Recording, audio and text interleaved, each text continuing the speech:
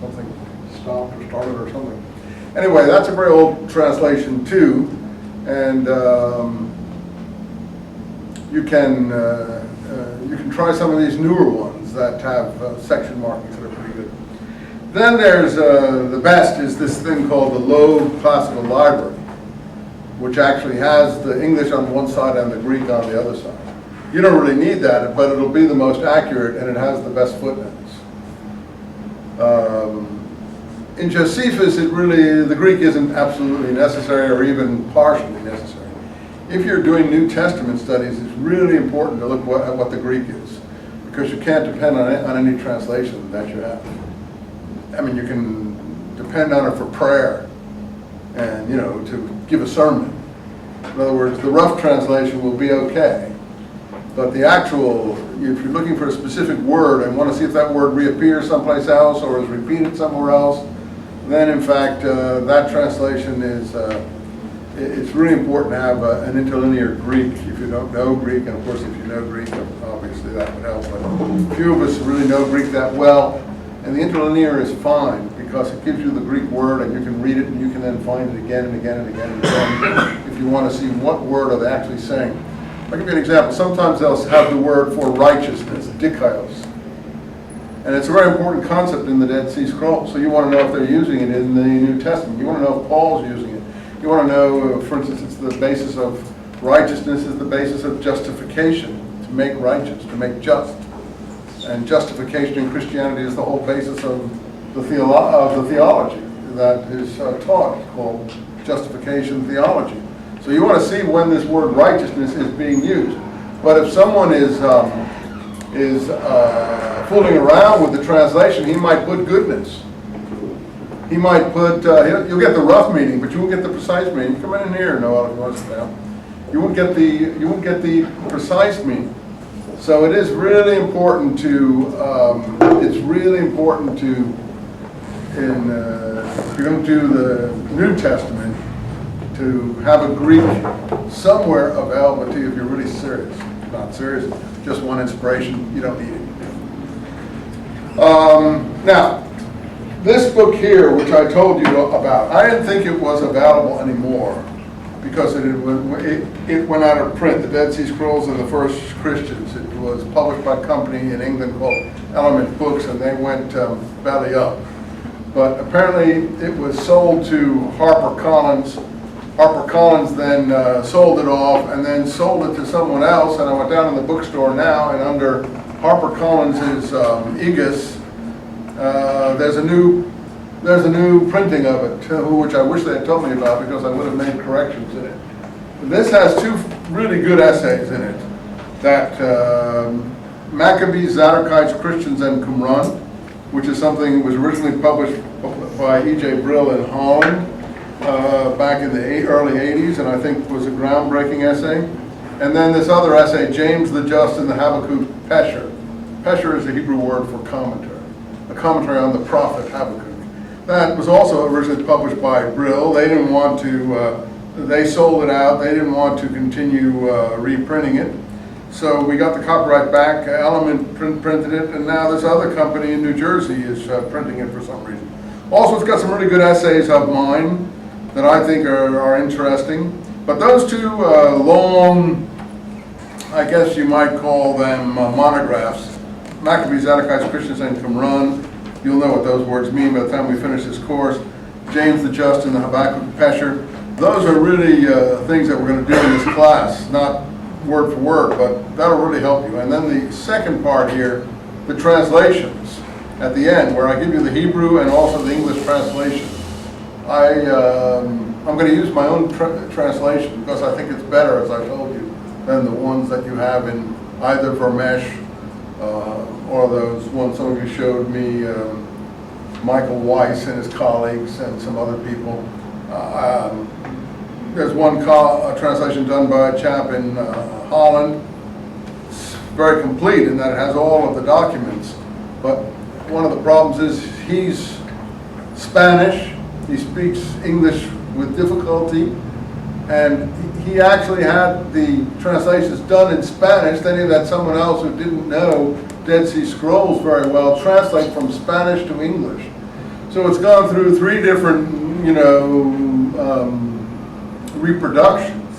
So if you want any precision as far as what's going on, the name of that translation, I think it's, I don't remember the actual name of it, but it's by Garcia Martinez, who's a very nice fellow, but unfortunately his translation is totally imprecise. Only good for general understanding and finding out a given, since he's got all of them in it, finding out a given sentence or paragraph is something that you might be missing. But then, of course, there's the Dead Sea Scrolls Deception. I don't like the title of that book, by Michael Bajan and Richard Lee. They drew on my research to write that book. Those are the same people who wrote the book Holy Blood, Holy Grail, if you've heard of it. And if you're a fan of the Da Vinci Code, you'll know that the Da Vinci Code ripped off their book Holy Blood, Holy Grail completely, and that's where the Da Vinci Code came from. In fact, the guy admits it in his writing. He mentions Michael Bajan and Richard Lee. So this was the book they wrote after the Da Vinci, after the Holy Blood, Holy Grail, and you might have been reading the Da Vinci Code, which is why people are now interested in these things, because that novel has been so successful. It's like 80 weeks on the bestseller list or something like that. I'm sure Bajan and Lee are very upset because they always wanted to write a really successful novel, and here they had the material for a really successful novel right in their book, and they were unable to either capitalize on it or see it. And meanwhile, some third party comes along and runs away with the whole thing. And in case you're interested, how many have read Da Vinci Code? Well, one of the chief characters is, I on principle will not read it, but one of the chief characters in it is, I'm told, a man called Lee T-Bing, right? And that is an acronym for Bajent and Lee. Lee, of course, is the other guy, and T-Bing is Bajent, rearranged in Scrabble style, the way you rearrange letters. It's called I think, what's the word for it? It's not acronym, it's something else. Jumble? Huh? Jumble? No, there's a word for, when you get a word out of some other words. Is it anagram? Anagram, that's what it is, anagram. In other words, a word composed of the same letters as another word. T-Bing, if you'll pay attention to that, or if you're interested.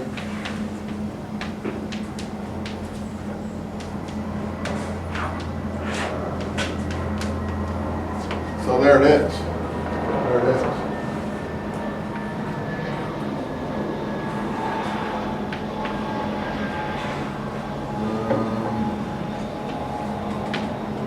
I think that does it.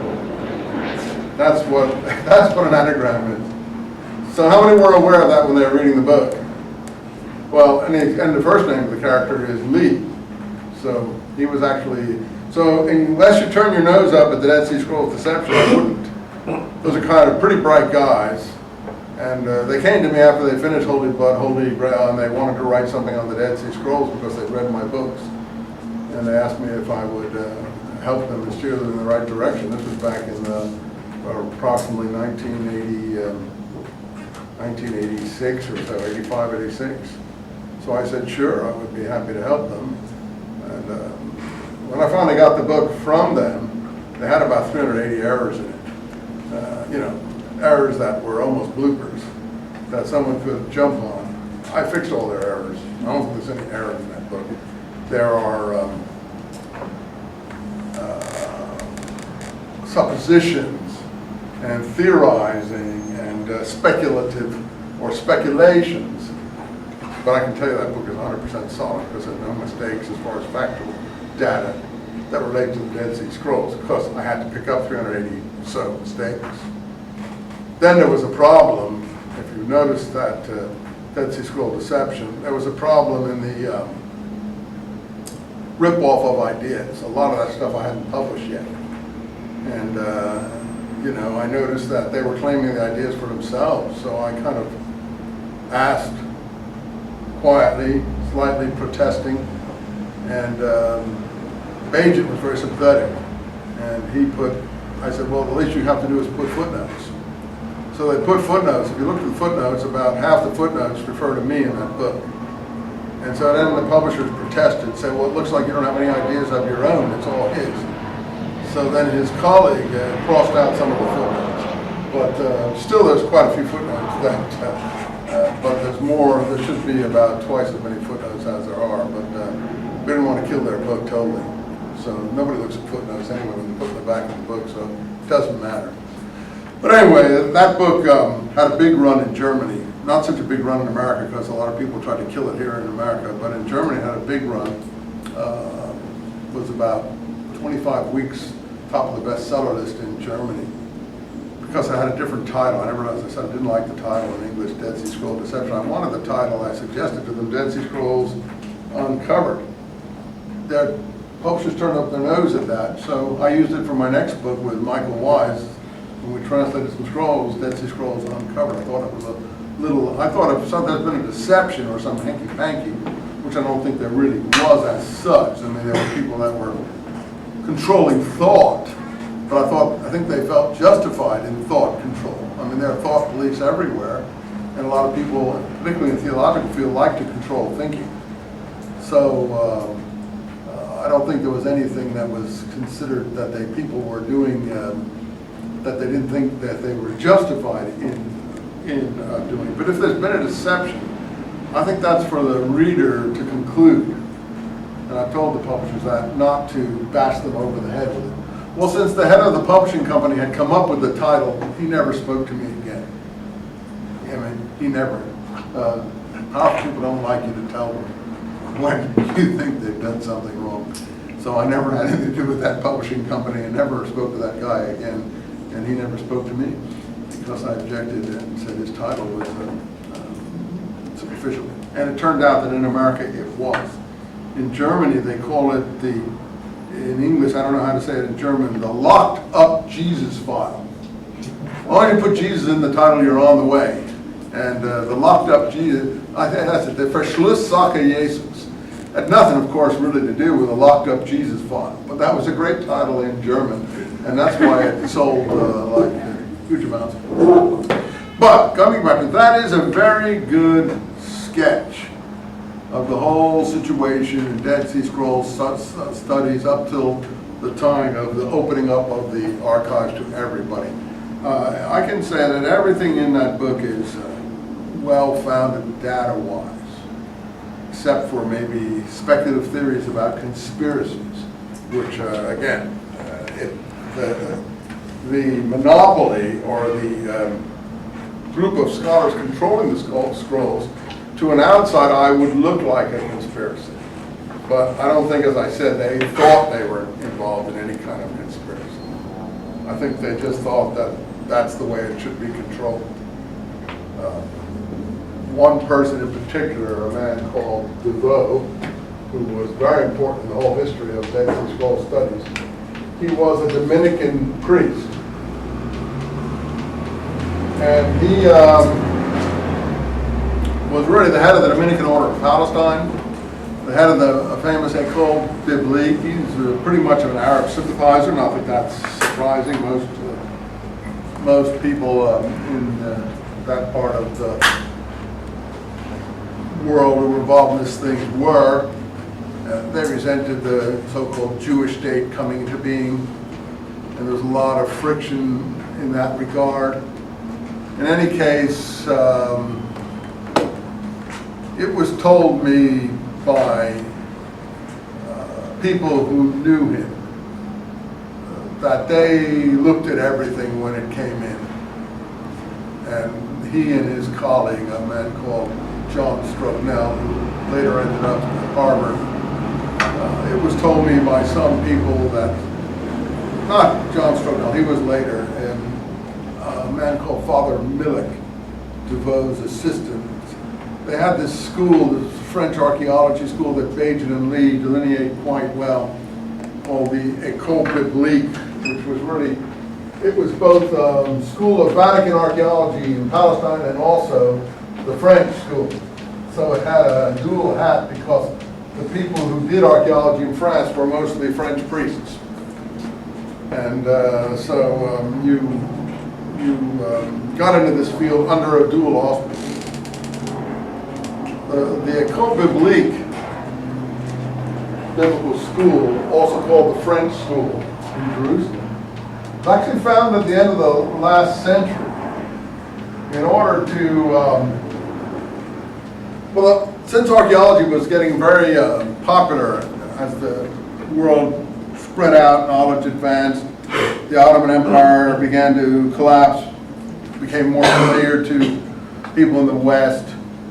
Discoveries in the field of archaeology in the mid and late 19th century were increasing in a vast amount. So certain people who were theologically conservative felt that there had to be some control over this. That's the word control I'm talking about. People's minds might be affected or infected by these new ideas. So you had to have a school that would make the results of modern archaeology palatable to the believing community. That would filter and interpret the results so that faith and belief would not either be affected or undermined. And that was the original warrant of the École Biblique, and they did their job extremely well when the Dead Sea Scrolls came on. Because of the political problem in Palestine at that time, when the scrolls were discovered in the middle of the Arab-Jewish First War in 1947-48, there was really no one on the scene who could step in and take control of the situation other than them. And through the partition and other political activities that occurred, they were able for 20 years till 1967 to get total control of the Dead Sea Scrolls, and it chose what scholars would do research in the Dead Sea Scrolls.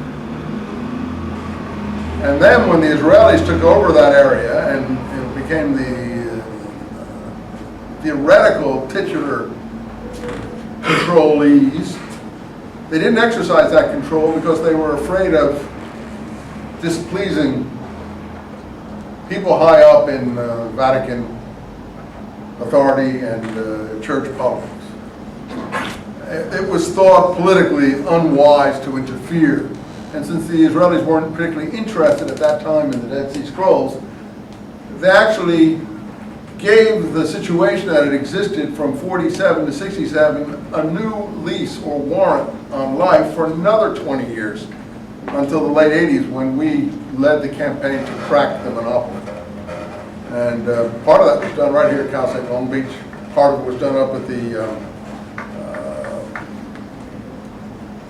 Huntington Library up in San Marino and so on, and some of our activities together with the Huntington Library. I was the consultant to the Huntington Library on their decision to open up their archives that they didn't even know they had. Someone had left them the archive and they were unaware what it was. And things like that. But I'll tell you that story as we proceed if you want to be told all those stories.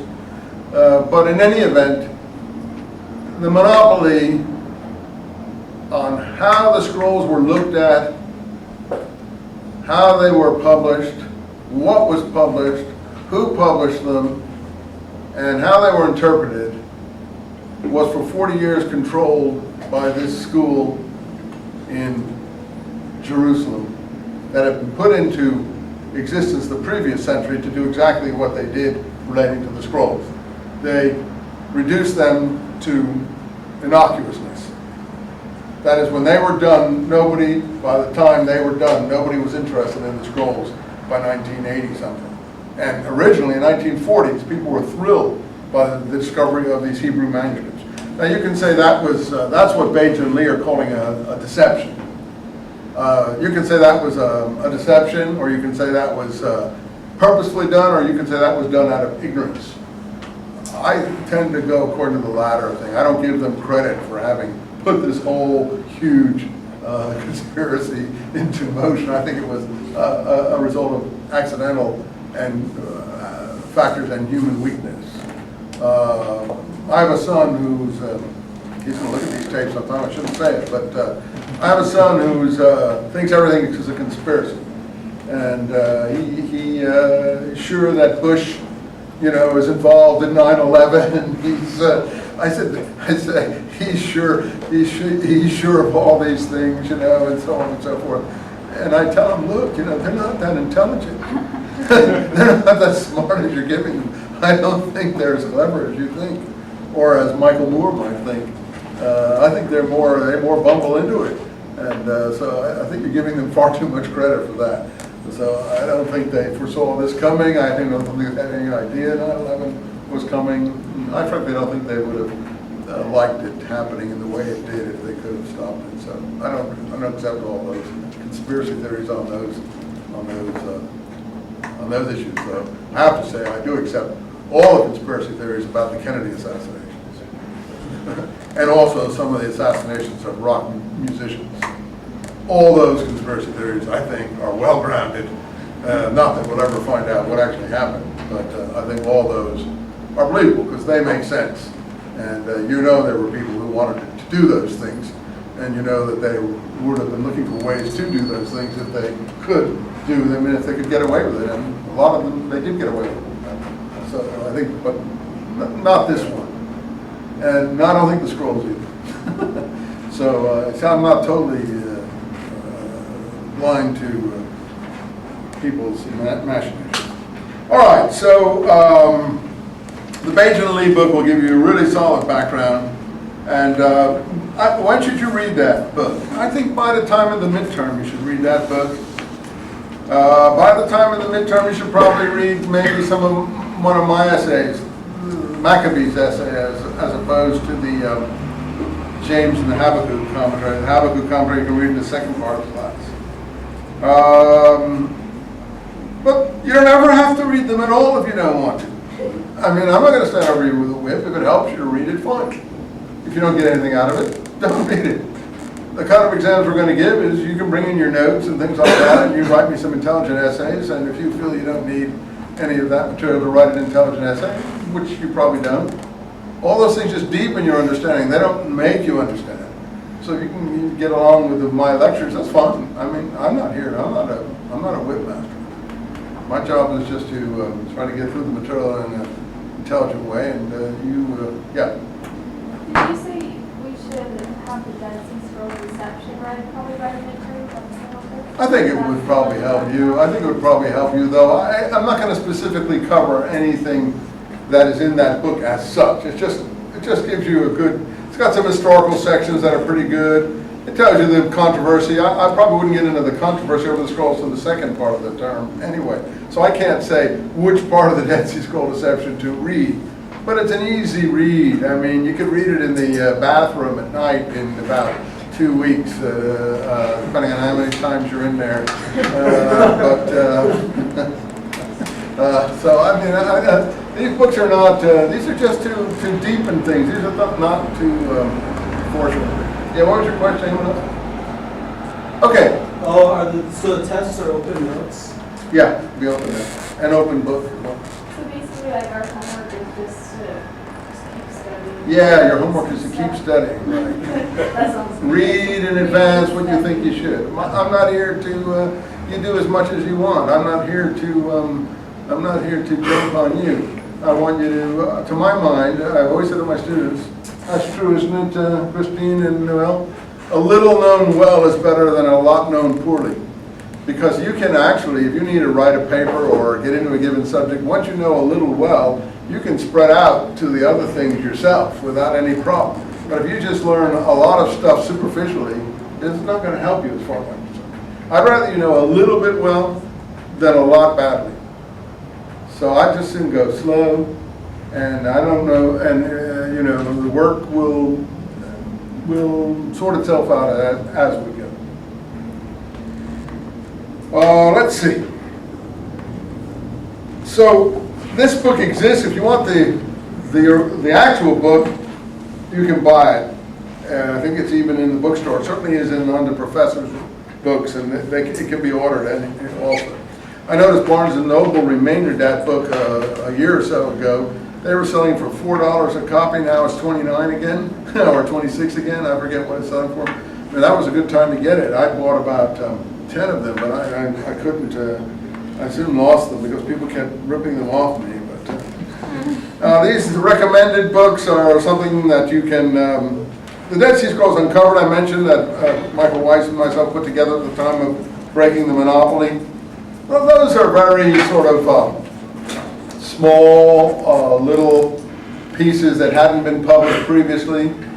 The main works had been published, except for a few exceptions. So that would be something that you would look at for more specialized work. That's why I put it as recommended. And also, the introduction of that book I wrote, I think it's a pretty good introduction because it tells you about the breaking of the monopoly. So any given work that's in there you can look at, but the introduction is worth something. Cross is one of the principal American scholars who worked on the scrolls with the École Biblique, and that's why Harvard became a center of scroll studies, because once you worked with the École, he was there in the American school. At the time the scrolls came in, he and a few other people, they worked together with the DeVoe team. And he then, as a young scholar, he immediately then got hired at Harvard. And Harvard's been a center of scroll studies ever since. And they had all the manuscripts. Therefore, they could make superstars out of any scholar that went there. Just give them a manuscript to study and they would immediately be better than anyone else in the field, or at least looked upon with more admiration. So he's still functioning. And that's his classic book. I thought it was a very elegant book when I read it at your age, and I since came to doubt it seriously. But I was impressed by it, I have to say, when I read it, because it was very well written and was quite elegant. But I now think he missed a whole host of important factors and points, and primarily because he was not a scholar of the period we're talking about. I like to bore you with labels, but this period is called the Second Temple. The reason it's called the Second Temple is because the Second Temple was built after the First Temple was destroyed. I'm going to talk about that after I finish this that we're talking about now. And so we call this the Second Temple period. And when was the First Temple destroyed?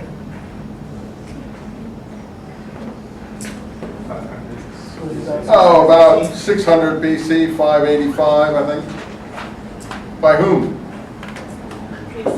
Nebuchadnezzar, who was Babylonian conquering king. And after that occurred what's called the Babylonian captivity, because he took away some of the ruling classes, which was the custom in these conquests, which is why the Greeks weren't too excited to have themselves conquered when the Persians, who succeeded the Babylonians, came to mainland Greece. The reason we can talk a bit about that is recently they had the, what in Athens? The Olympics, and they made a big to-do or a fuss about Greek history, and one of the main things that they were featuring was the history of the marathon, which is where the Greeks defeated the Persians, who really were the next empire after the Babylonians. And Marathon was the battlefield where this battle was fought, and that was in the 490s, I think. So it was only 100 years after the destruction of the temple in Jerusalem. So 100 years later, the Greeks were fighting these people on mainland Greece. And they won. How many have been to Greece and seen Marathon? Only me. Okay. Go. But don't go in the tourist season. Go when the tourists aren't there, like a little cold then. The best time to go is like September and October, or like March and April, before all the hordes descend on the place, the summer hordes. Everybody leaves like after September. And it's really funny. Venice is like that too. I once went to Venice in the wintertime. It was the most delightful place. The snow and everything there, and not a soul, not a tourist anywhere.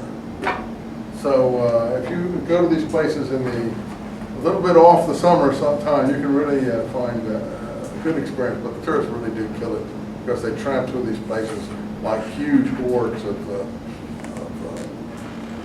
human.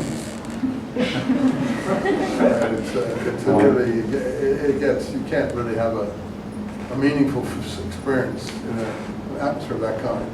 You can't commune with what you might want to commune with. So if you really care about these things, I would certainly not go at that time. Okay, so in this Second Temple period, Cross, I got back to where I was, fortunately. Cross really was an expert in the Old Testament. You know, he did things like Canaanite poetry. That was his main specialty. And that was back like 1000, 2000 BC. That was his specialty. He really didn't understand early Christianity. He had some knowledge of it, of course, but he didn't understand it very, very well. He couldn't see the connections or overtones with early Christianity. He didn't really understand the history of the church. He wasn't a critical scholar of the New Testament. And these things relate to the New Testament. So if you're going to work on these materials, you have to know the New Testament backwards and forwards, upside down, in order to see if there is a relation. Maybe there is not. I think there is. And they're from the same period. So whatever you say, they were deposited in the caves around the same time as the New Testament. Some of it was supposed to have been written. Whether they were written at that time is what scholars try to question, but I think that you'll find a lot of the documents were written at the same time as the New Testament is claiming to be depicting events. Certainly also some of the time that Josephus is depicting events. So I think Cross is okay, but I found out his elegance overshadowed his insight. So it's a good beginning, but I don't think it really stands up to time. And then any other book on the scrolls, there's hundreds now. That's become a cottage industry. So I mean, I can't tell you read this, read that. You go to the book of the library; they're all one spin-off of the other, except the specialty ones, which are too narrow in their specialty for someone in a beginning class. For a research project, yes, but for a general overview, most of the books kind of, except the Page and Read book, kind of mimic each other. So any of them will do if you want to get a general view, but I don't think they're very edifying, except that this is the number of scrolls that were found, this is the date they were found, this is what exists, and so on. This is what the archaeology looks like, but I don't think you'll get a very in-depth picture in any of the general books that I'm familiar with, anyway. So that's the choice of books that I have done. And as I said, the exams, midterm, final, non-cumulative, essay style, a few short answers to make sure you're listening to these lectures. Attendance will be taken to make sure you're coming, because if we decide to let you do a paper instead of one of the exams, we still want you to be here. So we're going to count your attendance if you do it, so that you don't slough off and then don't get the rest of the class that you need to learn. So that's the only reason we're going to count attendance. If you're coming, it's no problem. It's if you don't come that we're going to have a problem with you in terms of affecting your grade somewhat. You've got all A's. I mean, it's hard for me to do too much, but we might try to chop you down somewhat. Anyway, just warning you on that one. So we want you to be here in the classes as much as you can. Okay, any questions? So, what we were talking about then, when we started chatting just now, was the Second Temple. Let me just give a rough sketch of the whole history. We didn't do that last time, did we? No. So I would like to do a rough sketch of the whole history, just to, and I love this classroom for one reason. It's still got blackboards and not whiteboards. We still use chalk. Now, maybe that's old-fashioned, but there's nothing worse than those funny white boards, and you've got to find something to write on them occasionally, and then it's hard to wipe them off. So, all right. Why don't we just start at the beginning? Abraham. Since we want to start at the first place. Everyone claims descent from Abraham. Muslims think they're descended from Abraham. Christians say they're spiritually the heirs to Abraham. Jews are descended, as far as they're concerned, from Abraham. But for a start, the original Abraham is to be found in Jewish documents, or Hebrew Israelite documents. Anyone who doesn't appreciate that is dreaming. Muslims, unfortunately, don't take history back very often before Muhammad. That's a shame in a way, because and then their racialism on the issue of the modern politics discourages them from doing anything about the other issues much. I just heard something about, I was watching that biography of Thomas Jefferson last night on the public television, and I think, what did he say, something about whenever he sees a priest or someone in a religious thing, then he knows that thought control is at work. And he also has something to the fact, I wish I could give the quote, it was so clever. Something to do with the fact that he immediately, whether it's a minister, priest, rabbi, whatever, he knows that in some way people are not being allowed to think freely. And I don't know how he, exact language he used, but it was a brilliant insight. And it goes for all the other religions. Because the people controlling these religions are basically priests, in the sense that they are ceremonial figures. And they represent a tradition which they're upholding. And they derive their living from it. And also, their sustenance. So they have an interest to keep that going and to control anything that might be undermining them. Now, we're not out to undermine anything. But free thinking often does go its own way, and it happened with Darwin, evolution things and nuclear physics, and in lots of different ways, Copernicus and Galileo. It inevitably occurs that the priest class cannot keep up with the free thinking class. Sometimes the free thinking class goes awry, and you get someone like that guy on TV, Howard Stern or somebody, is that his name? The sort of vulgar animal that they have there on TV, I forget that. So it goes like crazy, it gets like totally sick. But free thought in a Franklin Jeffersonian manner, I think is one of the most impressive things that you can witness. Those guys who founded this country, I am always astonished by how sophisticated they were and how intelligent they were. Hamilton is a genius. It's just amazing that we could have had people like that at the founding of this country who were so open and free-minded. To be able to have they're much more open-minded than people nowadays are. And to have had the insight that they had, we're the beneficiaries of it, the whole world is. Because representative government, democracy, democratic government, constitutions were unheard of before things began here. And the French Revolution, regardless of all the posturing of the French, did not move these things forward that much, given the fact that it immediately turned into a military dictatorship and another empire. So, they could talk about their ideas, but it took them 4 different republics to even get a constitution that was viable.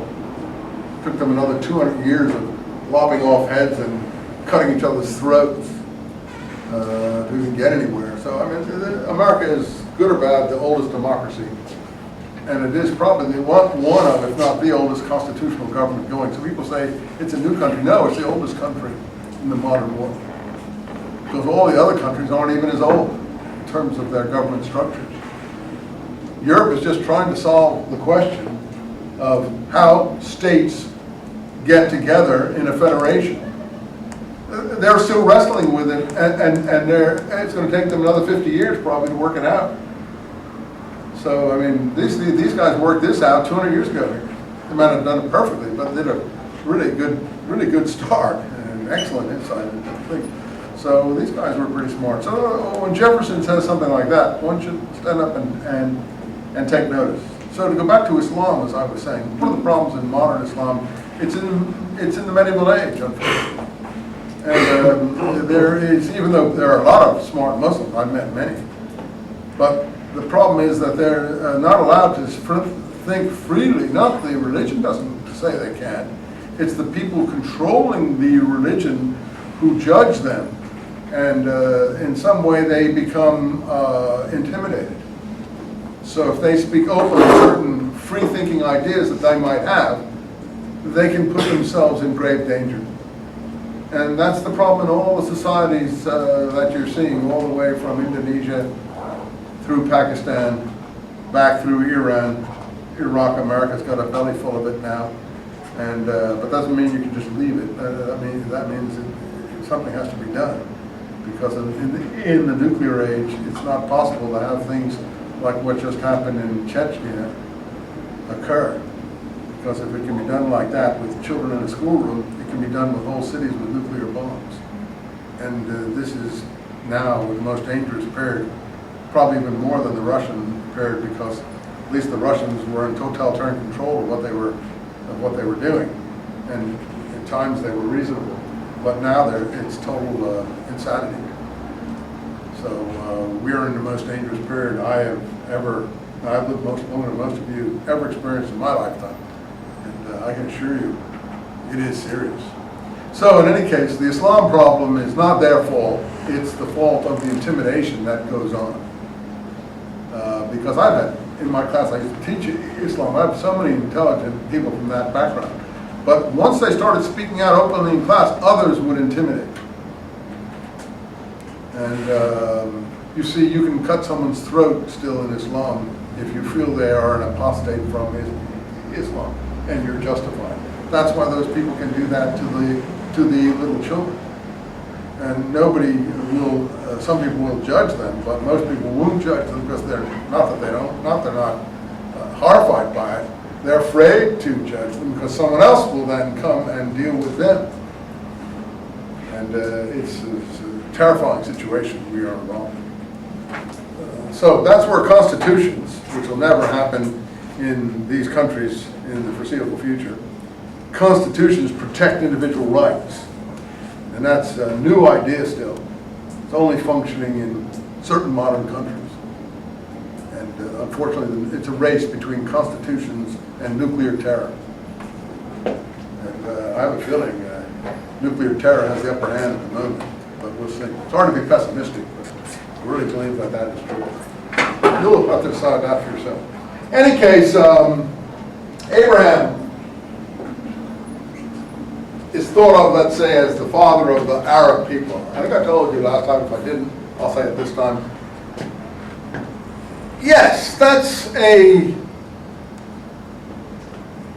claim made in the Bible that is then picked up retrospectively by people like Muhammad and others, who then make it in the Quran, and then Islamic theologians make it too. Same as Paul makes the claim, we are the real children of Abraham, we Christians, because our belief is like Abraham's. The Jews are the children of Hagar. How many are familiar with that statement he makes? It's in Galatians. It's in Galatians 3 or 4. And it's an absurd claim. He knows it's not true. He's speaking allegorically, polemically. He liked to do polemics. He knows the children of the Jews, who knows who the Jews are, but they're certainly never claimed to be the children of Hagar. The reason he's calling them the children of Hagar is because Mount Sinai, as he puts it in Galatians, is in Arabia, and the Jews are the children, as he puts it, of the slave wife. We Christians are the children of the free wife, Sarah. Of course, that's just the opposite of the Jewish genealogical scheme. Why does he think he can get away with that? Because it's totally preposterous. The only thing it would be acceptable in is in a sermon. Because he says, I'm doing allegory. The Jews are slaves to the law of Moses. They're enslaved by the law of Moses. We're free of the law of Moses. The Jews are enslaved by circumcision. We're free of circumcision. Therefore, we're free and they're slaves. Therefore, they're children of the slave. That is the allegory that most people don't realize. That's what he is working off of in Galatians. He's working off the same allegory in Romans and Corinthians. All you have to do is look at it carefully and understand what he's talking about. The crazy thing about that is that at that time, there was an issue of slavery and freedom. But the problem was slavery to Rome and freedom from Rome.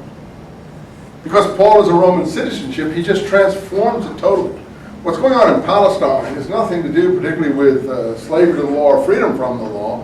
What's going on in Palestine is if we can get rid of Roman rule here, if we can be free. It's on all the coins of that period. It says, Herut Israel, the freedom of Israel.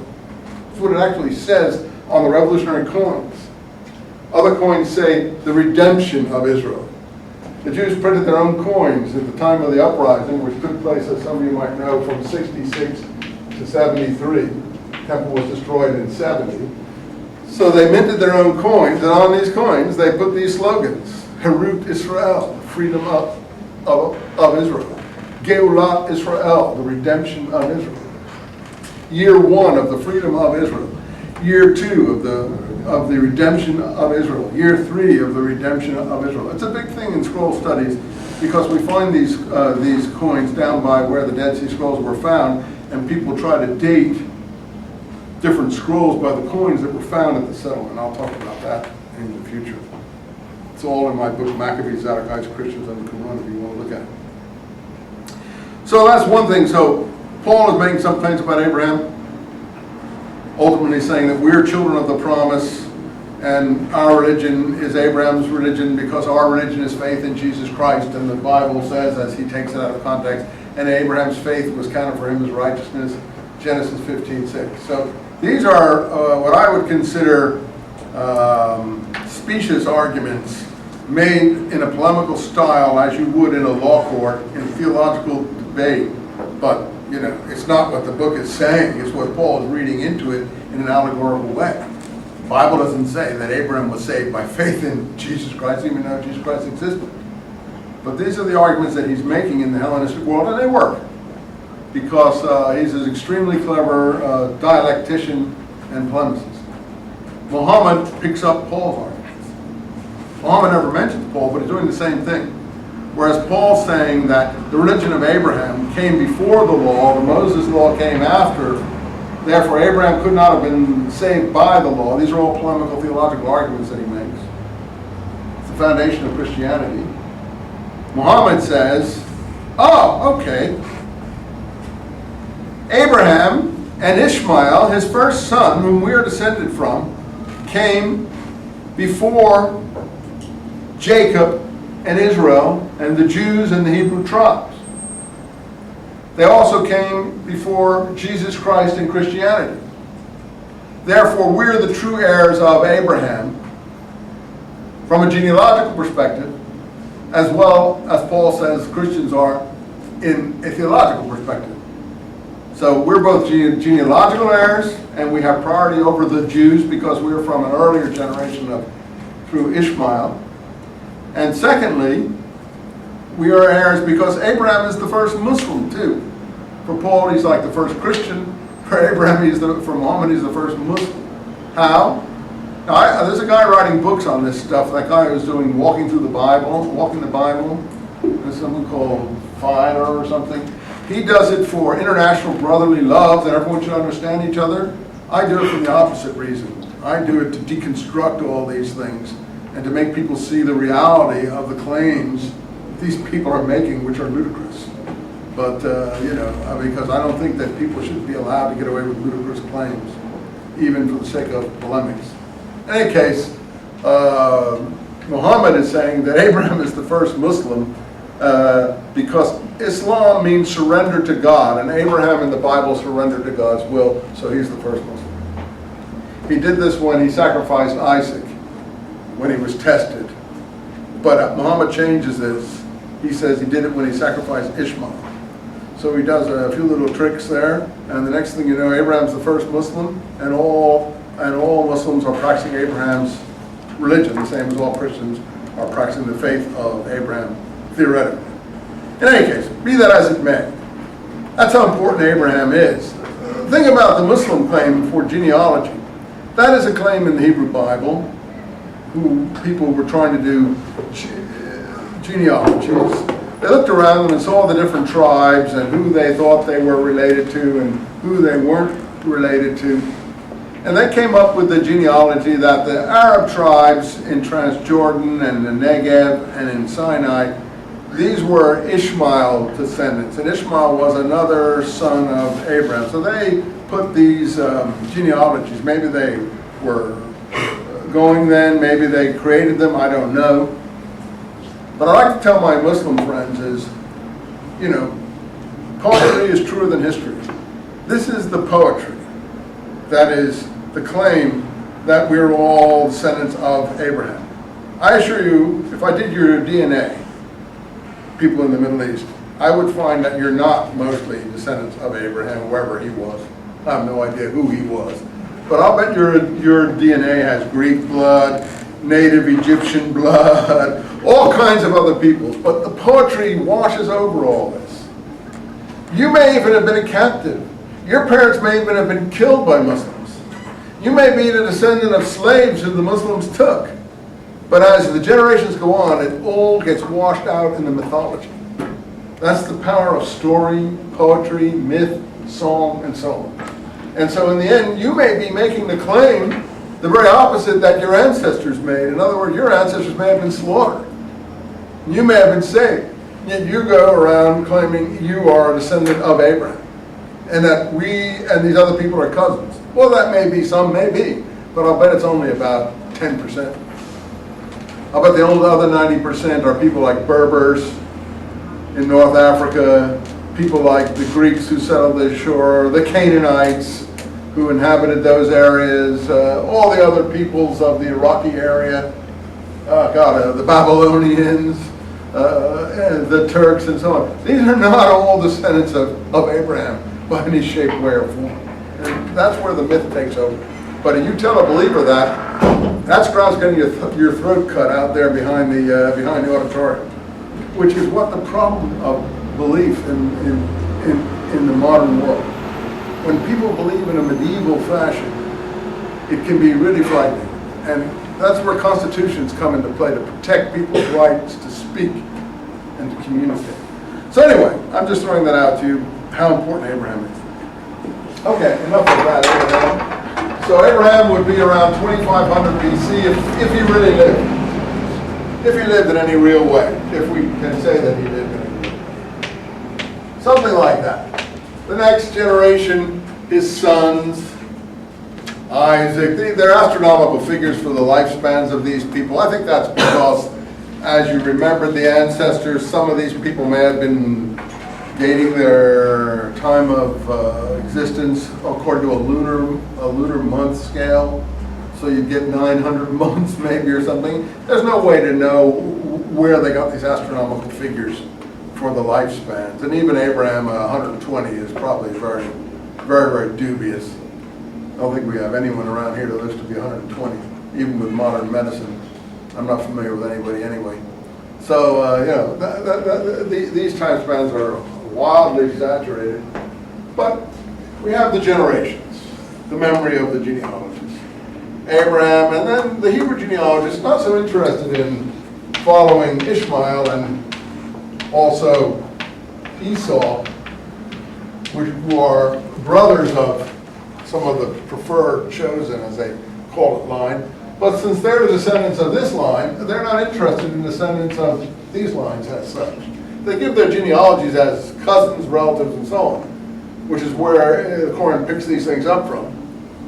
But these mainly relate to Midian, which is Sinai. So these were in Sinai. Is that not centered any good? It is. Oh, good. You just were on. Okay, these were in Sinai, and Esau is really Transjordan. As you know, Esau was Jacob's brother. So all the peoples in Transjordan, the Ammonites, you know, modern day capital of Jordan is what? What's the name of the capital of Jordan?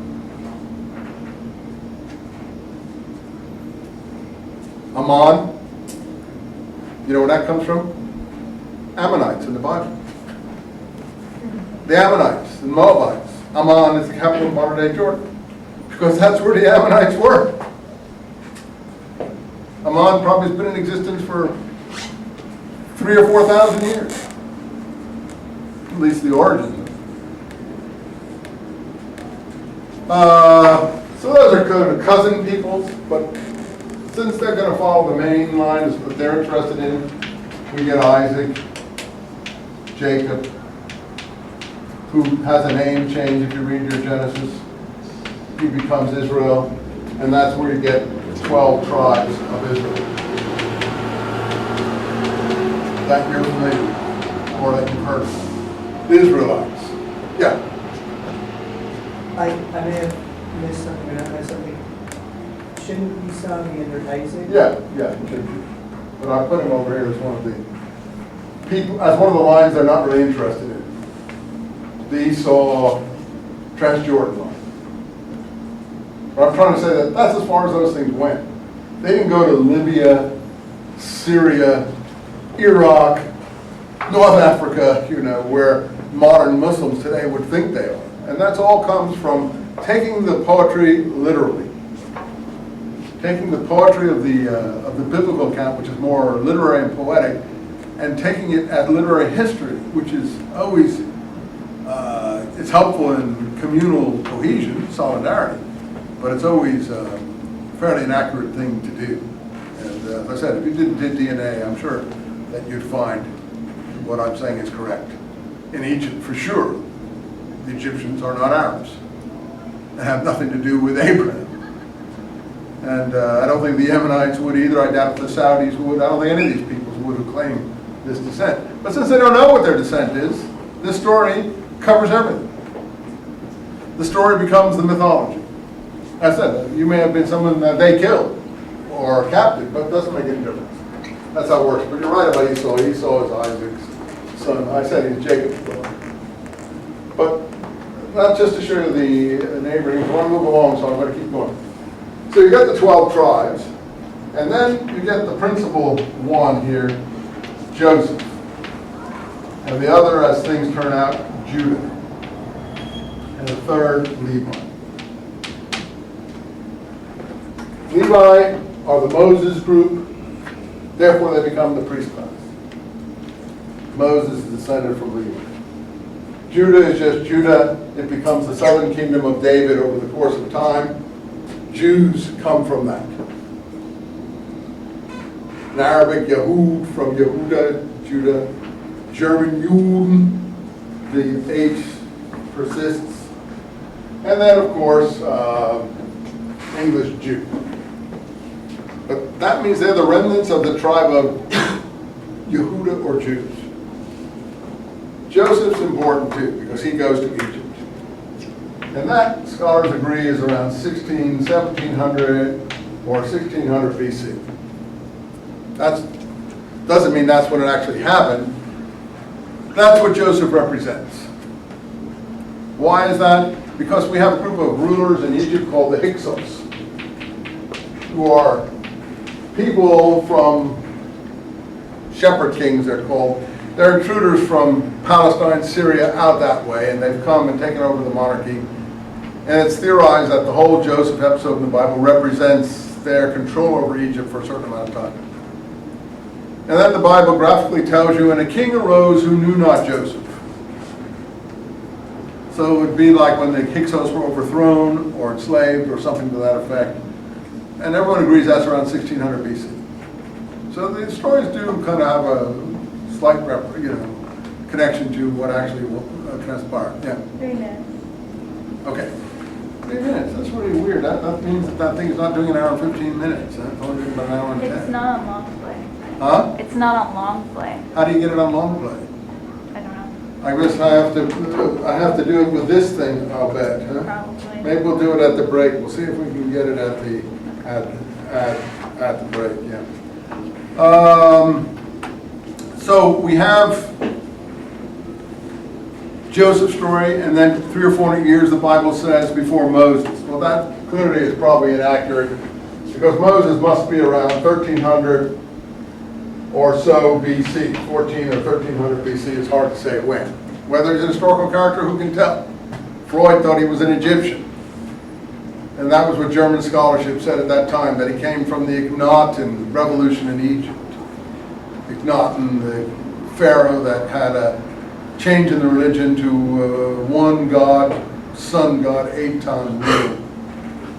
All over the TV History Channel these days, you can see it, and so on and so forth. So that would be the 1300 BC period. When they go out with Moses, the Exodus, whether they're all Jews or there's just a slave class, who can tell? And then we get the Joshua period and the Judges, which is about 1200 to 1100, the conquest period. Joshua and Judges. And then as the tribes consolidate themselves, we get the David period, which is about 1000 BC. And that's when David and Solomon time, the first temple is built. So we're going to probably take a little break here, and then we will come back after the break and continue on the second temple, and then we will look at the book of Daniel, like I said we were going to do. Okay? Stop it. I don't know. It did, but now you restarted.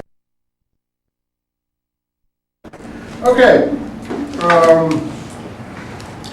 So we were talking about this chronology. We're going to bring it down to where we can get started on other things on the path, just to fill in the missing pieces here.